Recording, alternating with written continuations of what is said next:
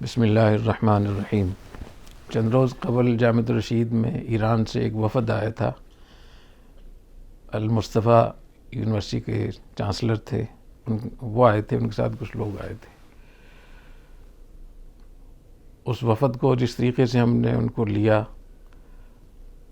اس پہ بہت ہمارے حلقے میں، مذہبی حلقوں میں بہت زیادہ اس پہ اشکالات، اعتراضات، تنقید ہوئی، اور ابھی بھی وہ چل رہی ہے۔ تو میں اس بارے میں سمجھتا ہوں کہ کچھ ضروری ہے کچھ باتوں کی میں وضاحت کروں اور اپنا موقف بھی پیش کروں۔ میری درخواست یہ ہوگی کہ یہ 8-10 نشستوں میں میری بات پوری ہوگی، تو جب تک تمام نشستیں پوری نہ ہو جائیں تب تک اپنے تجزیے اور تبصرے کو تھوڑا سا روک کر رکھیں تاکہ پوری بات آ جائے، تو اس کے بعد پھر آپ کا جو بھی موقف رائے اختیار کریں۔ سب سے پہلی بات یہ کہ جامعۃ الرشید میں جو یہ وفد آیا، یا اور بھی اس انداز کے جو وفود آتے ہیں،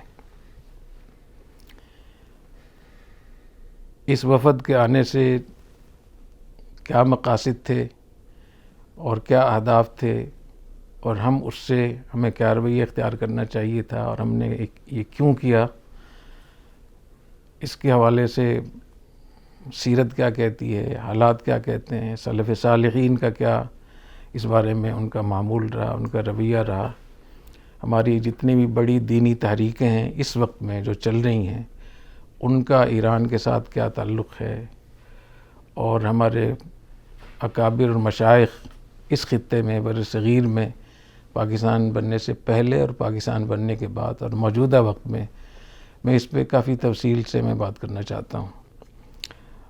لیکن سب سے پہلی بات میں یہ عرض کروں گا کہ ہمارے اس پوسٹ سے یا ان کے آنے سے یا ہمارے رویوں سے جو کچھ ہم نے ان کے ساتھ ایک معاملہ کیا، اس سے جس کو بھی تکلیف پہنچی تو میں ان کی تکلیف کو سمجھ سکتا ہوں، چونکہ یہ سب تکلیف دینی حمیت کی وجہ سے ہے، ناموس صحابہ کی وجہ سے ہے اور دینی غیرت کی وجہ سے ہے۔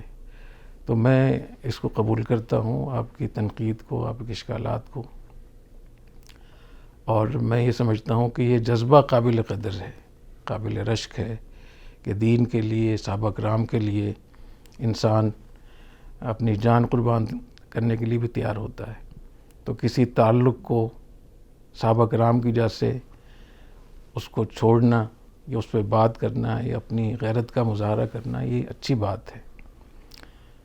تو اس حوالے سے جس کو بھی تکلیف پہنچی تو میں اس سے بہت معذرت چاہتا ہوں۔ البتہ یہ جو جذبہ ہے، یہ جو رویہ ہے، یہ قابل تقلید جب ہوگا جب کہ ہم قرآن و حدیث، سیرت طیبہ اور مسلمانوں کے حالات اور صحابہ کرام کے ناموس کے حوالے سے جو ہم پر فرض عائد ہوتا ہے اس کے مطابق ہو۔ اس میں رائے مختلف ہو سکتی ہے۔ تو جیسے آپ کا تبصرہ اور آپ کا تجزیہ اور آپ کا اشتعال، آپ کی تنقید یہ ناموس صحابہ کے لیے ہے، تو جامعۃ الرشید کا اس ایرانی وفد کا استقبال کرنا یہ بھی ناموس صحابہ کے لیے ہے۔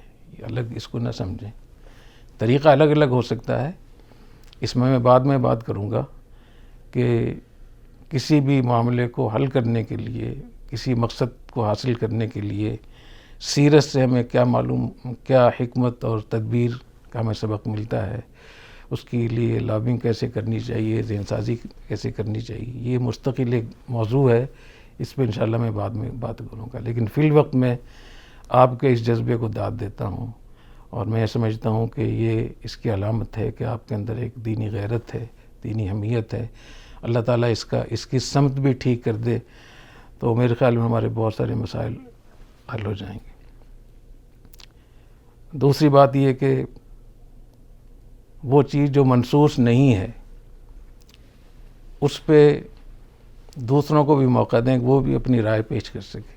آپ کی رائے بہت اچھی ہے، ہو سکتا ہے دوسرے کے پاس رائے اس سے بھی بہتر ہو، تو ہمیشہ اس کا خیال رکھنا چاہیے۔ اور میں الحمدللہ جب کوئی اختلاف کرتا ہے تو بہت سیکھتا ہوں، اور میں نے آپ لوگوں سے بہت سیکھا ہے۔ میں نے تمام کمنٹس پڑھے ہیں جتنے بھی، اور بھی میرے پاس بہت سارے فون بھی آئے ہیں، میسیجز بھی آئے ہیں، بہت سخت باتیں بھی لوگوں نے کہی ہیں، گالیاں بھی دی ہیں، تو میں نے اس سے بہت سیکھا ہے، کیونکہ جس چیز میں ایک سے زیادہ رائے ہو سکتی ہو، ایک سے زیادہ طریقہ ہو سکتا ہو کسی چیز کو حاصل کرنے کے لیے، اس میں اختلاف کی گنجائش ہو،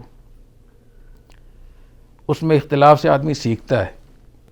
تو اختلاف سے آدمی سیکھتا ہے، اتفاق سے آدمی کاہل اور سست ہوتا ہے. جب لوگ اتفاق کر لیتے ہیں اس میں آگے تحقیق کا اور پیش رفت کا دروازہ بند ہو جاتا ہے، اور جب کوئی تعریف کرتا ہے تو اس سے آدمی مجنون اور پاگل ہو جاتا ہے. تو اس لیے اختلاف کرنا بری بات نہیں، اس سے سیکھنا چاہیے. اور مجھے اپنے معاشرے کی اور مذہبی حلقے کی نبض اور پلس معلوم ہو گئی کہ ہم کہاں کھڑے ہوئے ہیں.